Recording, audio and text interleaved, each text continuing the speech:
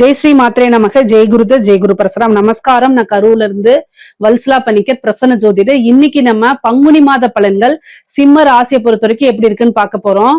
இது என்னைக்கு வருது அப்படின்னா 15/3/2026 ஞாயிற்றுக்கிழமை அதிகாலை 1 மணி 1 நிமிஷத்துக்கு திருவோண நட்சத்திரத்துல இந்த மாதம் பிறக்குது. இந்த மாதத்தை பொறுத்த வரைக்கும் உங்களுக்கு எப்படி இருக்கு அப்படின்னா, ஒரே லைன்ல சொல்லணும் அப்படின்னா, அலட்சியத்தை தவிர்த்தால் அனுகூலம் உறுதியாக இருக்கு. அதே மாதிரி குலதெய்வ வழிபாடு கட்டாயம் பண்ணுங்க. உங்களுக்கு சூரியன் பாத்தீங்கன்னா சனியோட சேர்ந்திருக்காரு. அப்போ சூரியன் சனி கூட சுக்கிரன், அப்போ காசு பணம் வரணும், தொழில வெற்றி கிடைக்கணும், நல்ல வேலை கிடைக்கணும், இது எல்லாமே கிடைக்கணும் அப்படின்னா சூரியன் சனி கிரகமே குலதெய்வ வழிபாடு, முன்னோர்கள் பித்திருக்களுடைய ஆசீர்வாதம், முன்னோர்களுடைய ஆசீர்வாதங்கள்லாம் உங்களுக்கு வேணும் அப்படின்னு சொல்லப்படுது. சோ இந்த மாசம் கட்டாயம் உங்களுக்கு என்னைக்கு முடியுதோ அன்னைக்கு குலதெய்வ வழிபாடு கட்டாயம் பண்ணுங்க. குலதெய்வம் கோயிலுக்கு சென்று உங்களால என்ன முடியுமோ கையெடுத்து கும்பிட்டாலே குலதெய்வம் காமிக்கும். அம்மா அப்பா அப்படின்னாலே குலதெய்வம் அப்படிங்கிறது குடும்பத்தை வம்சாவளியை விருத்தி பண்றது. நம்மளுடைய வம்சாவளியில வந்த தெய்வங்கள் தான் அவங்க. அதனால அவங்கள வழிபாடு பண்ணுங்க. முன்னோர்களுடைய வழிபாடு பண்ணுங்க, பித்திருக்கள் வழிபாடு பண்ணுங்க. இதெல்லாம் எந்தவித ஆபத்துமே இல்லாம உங்களை காப்பாத்தி கொடுக்கும். அஷ்டமத்து சனி வந்துருச்சு, எதனாலும் கஷ்டம், ராகு கேது இருக்கு அதுலயும் கஷ்டம் அப்படின்னு புலம்பாதீங்க. உங்களுக்கு நல்ல டைம் இருக்கு. ஆனா நம்ம போகக்கூடிய ஒரு இடத்துக்கு நம்ம போய் தான் ஆகணும்னா அந்த இடத்துக்கு நம்ம ரீச் பண்றதுக்கு கடுமையான முள்ளா இருந்தாலும் சரி, கல்லா இருந்தாலும் சரி, எல்லாத்தையும் மீச்சிட்டு தான் நம்ம போய் ஆகணும். அப்போ நமக்கு குலதெய்வ வழிபாடு இருந்துச்சு அப்படின்னா, இந்த பாதை வேண்டாம், நல்ல பாதையில முள்ளும் கல்லும் இருக்கு, இந்த பாதையில போங்க, நல்ல பாதையா இருக்கு அப்படின்னு காட்டி கொடுக்கும் உங்களுக்கு. அதனால குலதெய்வம் கஷ்ட காலங்கள்ல நம்ம கூட இருந்து வழித்துணையா வரும். அதனால வழிபாடு பண்ணுங்க நான் சொல்றேன். சரிங்களா? அதே மாதிரி நல்ல அமைப்புகளும் இருக்கு. உங்களுக்கு குரு 11ல இருந்து எப்பவுமே உங்களை காப்பாத்திட்டு இருக்காரு. சிம்ம ராசிக்கு ஒரு பிரச்சனை அப்படின்னா குரு ஓடி காப்பாத்துவாரு. அதே மாதிரி செவ்வாயும் ஓடி காப்பாத்துவாரு. இந்த மாதம் என்னன்னா உங்களுக்கு சனி, அஷ்டமத்து சனி வேலை செய்யாது. ஏன்னு கேளுங்க. உங்களுக்கு சனி என்னன்னா அஸ்தங்கமாக போறாரு. சூரியனோட சேர்ந்து அஸ்தங்கம். சூரியன் நெருப்புங்க. அதனால எந்த கிரகம் போனாலும் அதோடைய பவரை இழந்துரும். சோ அஷ்டமத்து சனி இந்த 1 மாசம் உங்களுக்கு லீவ்ல போறாரு. அதனால கவலைப்படாதீங்க. இந்த 1 மாதம் மட்டும்தான். சோ இந்த 1 மாதத்துக்கு லீவ்ல போறான்னு நினைச்சிட்டு நீங்க எத்தனை முயற்சி எடுக்கணுமோ அத்தனை முயற்சி சக்சஸ கொடுக்கும். திடீர்னு ஒரு ராஜயோகம் உண்டு, விபரீத ராஜயோகம் உறுதியாக உங்களுக்கு உண்டுங்க. நீங்க யோசிக்கவே யோசிக்காதீங்க. எல்லா விஷயத்தையுமே செய்யுங்க.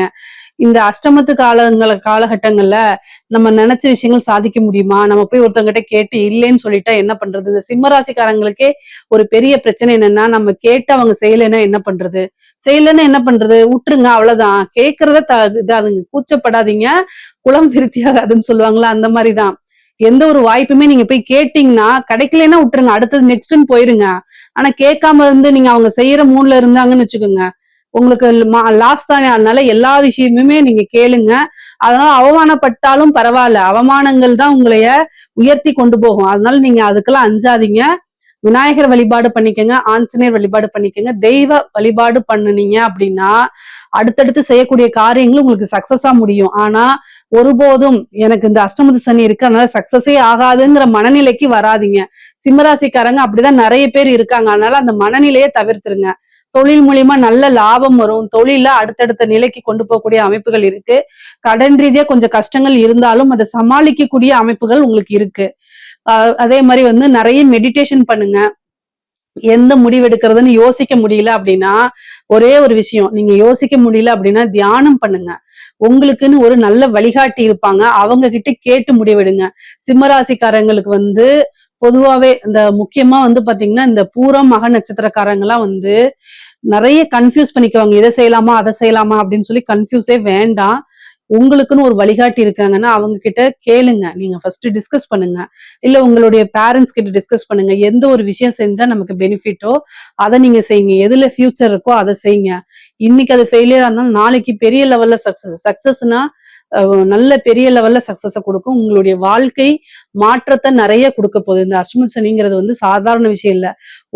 இன்னைக்கு அது சோதனையா இருக்கலாம், நாளைக்கு கட்டாயம் அது ஒரு பெரிய சாதனை தான். பொதுவாவே சனியை நினைச்சு எல்லாருமே பயப்படுறாங்க. அவர் ஒரு கடினமான குரு அப்படி நீங்க நினைச்சுக்கோங்க. ஓகேங்களா? சனி பகவான் நீங்க பொதுவாவே யார் சொல்ற விஷயங்களையும் கேட்கலைனாலும் அவரு உங்களுக்கு நிறைய விஷயத்த கத்து கொடுக்கக்கூடிய குருவாத்தான் இருக்காரு. அதை நீங்க நல்லா ஞாபகம் வச்சுக்கோங்க. பொதுவாவே இந்த ஒரு விஷயங்கள் எல்லாமே வந்து நீங்க உணர்ந்து செயல்பட்டுருவீங்க. இந்த 2.5 வருஷத்துல நிறைய லிசன், அதாவது பெரிய லெவல்ல நீங்க உங்களை வந்து ஒரு புத்தரா ஆக்குறதுக்கு உண்டான ட்ரைனிங் தான் இது. ஆனா நீங்க கவலையப்படாதீங்க. உத்தியோகத்துல இருக்கவங்களுக்கு கட்டாயம் வேலை மாற்றம், இடமாற்றம் உறுதியாக உண்டு. ஒரு இடத்துல இருந்து இன்னொரு இடத்துக்கு போறது, ஒரு ஜாப்ல இருந்து இன்னொரு ஜாப்க்கு போறது, இந்த மாதிரி அமைப்புகள்லாம் உறுதியாக இருக்கு. திடீர்னு ஒரு ராஜ யோகமும் உறுதியாக இருக்கு. அதே மாதிரி படிக்கக்கூடியவங்களுக்கு மைண்ட ரிலாக்ஸா வச்சுக்கோங்க. படிப்புல கவனம் செலுத்துங்க. அஷ்டமத்துல உங்க ராசியாதிபதி போறனால டைவர்ட் ஆவீங்க. எக்ஸாமுக்கு படிக்கிறதுல டைவர்ட் ஆகாதீங்க. ஹயக்ரீவர் வழிபாடு, சரஸ்வதி வழிபாடு எல்லாம் பண்ணிக்கங்க. நீங்க படிச்ச கொஸ்டின்ஸா வரும். சிம்ம ராசிக்காரங்களே நல்லா படிப்பீங்க. திறமையானவர்கள். உங்களைய நீங்களே வந்து சந்தேகப்படக்கூடாது. பொதுவாவே நீங்க நல்ல டேலண்டான பெர்சன்ஸ். சோ அதனால நீங்க நல்லா படிக்காத கொஸ்டின் வந்தா கூட ஏதாவது யோசிச்சு எழுதக்கூடிய அமைப்புகள் உங்களுக்கு இருக்கனால நீங்க நல்ல மார்க் தான் எடுப்பீங்க. நீங்க நல்ல மார்க் எடுப்பீங்க. அதே மாதிரி நீங்க படிச்ச கொஸ்டினே வரும். முக்கியமா மறக்காம இருக்கிறதுக்கு தான் வழிபாடுகள்லாம். நீங்க படிச்ச விஷயங்கள் அங்க வந்துரும். ஆனா அந்த மறக்காம அந்த ஆன்சர்ஸை எழுதணும்ல, அதுக்கு தான் வழிபாடு பண்ணுங்க. கட்டாயம் நல்ல மார்க் எடுப்பீங்க. அதாவது ஸ்கூல்ல நல்ல உங்களுக்கு ரெகக்னைஸ் பிரைஸ் எல்லாம் கிடைக்கும். அந்த அளவுக்கு ஒரு நல்ல ரேங்க் ஹோல்டரா கட்டாயம் நீங்க வந்துருவீங்க. அதே மாதிரி பெண்களுக்குங்க, சிம்மராசியில் இருக்கக்கூடிய பெண்களுக்கு தேக ஆரோக்கியத்துல கவனம் செலுத்தணும். பொதுவா ஒரு விஷயத்த வந்து நீங்க ரொம்ப படபடன்னு பேசாதீங்க.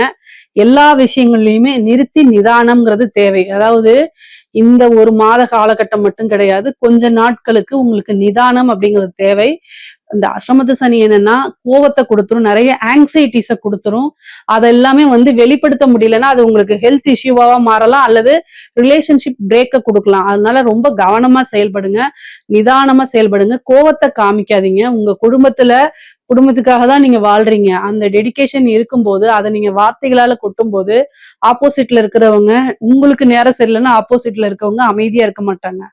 அப்புறம் சண்டை சச்சரவுகள் விவாதங்கள்லாம் வந்துடும். அதனால பெண்களே அமைதியா போகணும் இந்த காலகட்டம். எல்லா விஷயங்களும் கவனமாக செயல்படுங்க. சூரியன், சனி, சுக்கிரன் எல்லாம் சேர்ந்திருக்கு. அதாவது கை கால் வலி, மூட்டு வலி நிறைய பேருக்கு வரும் இந்த காலகட்டத்துல. அதுக்கு உண்டான ட்ரீட்மெண்ட் பார்த்துக்குங்க. ஹெல்த் ரீதியா பிரச்சனைகள் இருக்கு. மருத்துவ செலவு இந்த மாசம் இருக்கு. இருந்தாலும் சமாளிக்க முடியும். அதனால கவலைப்படாதீங்க. ஆடை ஆபரண சேர்க்கை இருக்கு. திடீர்னு ஒரு நல்ல அதிர்ஷ்டம் அப்படிங்கிறது உங்களுக்கு வரும். பேர் புகழ் எல்லாம் உயர்றதுக்கு உண்டான அமைப்புகள் இருக்கு.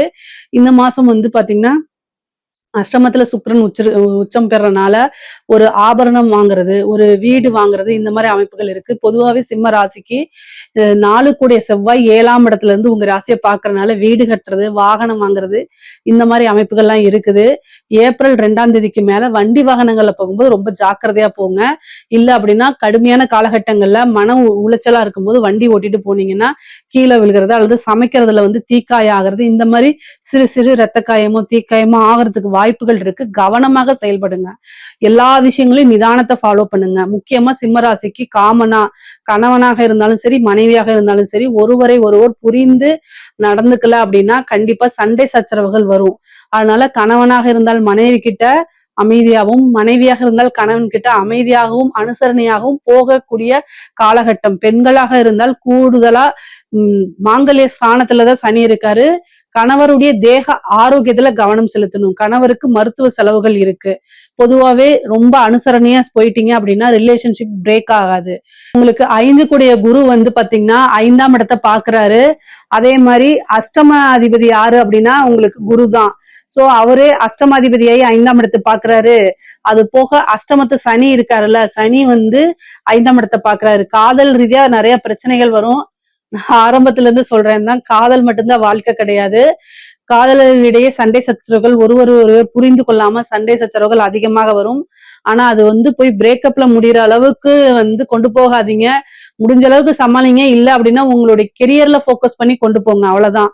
ஓகேங்களா? ஒரு ரிலேஷன்ஷிப் அப்படிங்கிறது மேரேஜுக்கு அப்புறம் தான் அதை வந்து நம்ம ரொம்ப பக்குவமா கொண்டு போகணும். அதுக்கு முன்னாடியே உங்களை டார்ச்சர் பண்ணி உங்களை வந்து டவுன் பண்றது, உங்களை கண்ட்ரோல் பண்றதுங்கிறதெல்லாம் எந்த அளவுக்கு ஒர்த்துன்னு எனக்கு தெரியல.